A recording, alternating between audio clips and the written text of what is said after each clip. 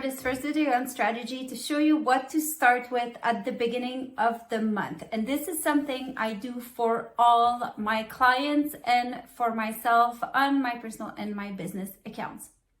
So the first thing I do is that I review what are the key messages that I want to have, what are my goals, and once I kind of have an idea, okay, this is what we're trying to accomplish here with this account, how is that going to look in the month to come? So for the month of November, for example, I go into my Google Calendar and I look at the key dates that are happening, like holidays and so on, and then I look at specific events that are happening in my community or events that I'm putting on, or say if I go on a Facebook Live, or if I host a webinar or something like that, or if I'm going to be attending or teaching somewhere important and I want to share this with my audience. So I put those key dates and then I put reminders before those key dates to remember to talk about that.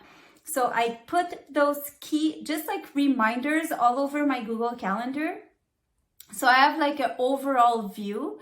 And then I fill the rest with my core content. So my core content is going to be something about my services and my products, because I use social media as a marketing tool, right? So the key here is to be selling without selling.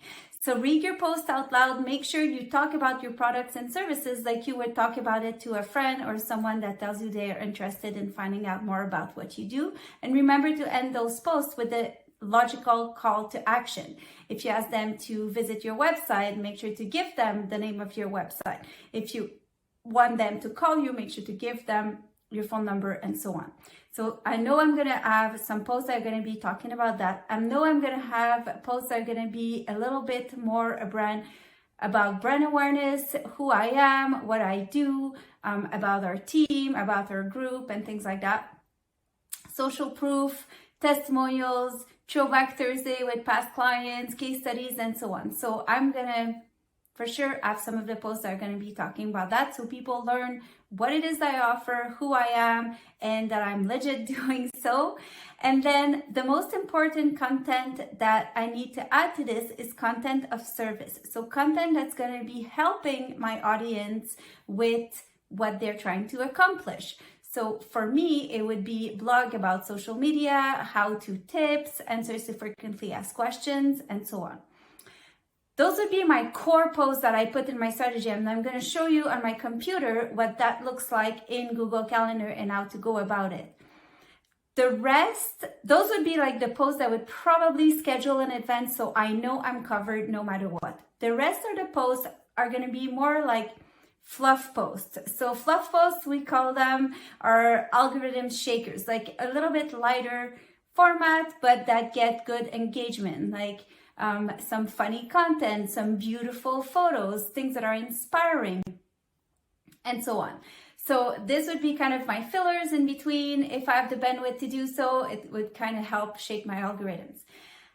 What I also add in my Google Calendar is a reminder of what platform to use, because it's really important that you mix things up. So I have a reminder to do stories organically on Facebook and Instagram. This is what I do for a living, but even if you just do one story a week, put a reminder to put it out there to start having the habit of like playing in that field. So stories, maybe an Instagram reel. If you've never done one, maybe put it as your goal to do one this month.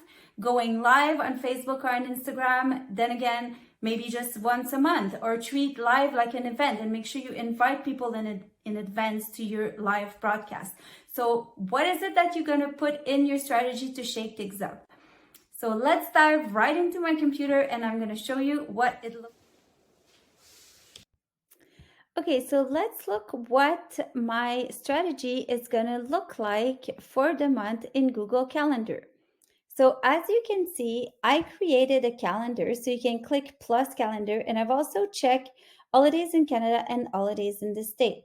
So this is my calendar, and I have a different calendar for all my clients. So what I've done is I've slowly put, you can double click any day. See if I put here, I click and I just add the title, services, and then I'm going to do photos. So I like to put what I'm going to talk about and the format, so I know what kind of content I need to be looking for, if it's images or videos, or what I'm going to be creating that day and what I'm going to be talking about. So I just click like that. This is what I've done for the month to come. So I've decided this is because we're actually today I'm sharing a tip, but normally I'm going to do tip of the week on Monday. And then I can go back and share what the tip of the week is going to be on that day and so on. So I can kind of build the content as we go. I know that I'm going to do a live lunch hour on Wednesdays. I'm going to start putting that into, and then I can say here promo lunch hour actually, because which is it's a live video. You need to promote lunch hour live. So I'm gonna put that in stories just so that I remember to talk about this in IG stories.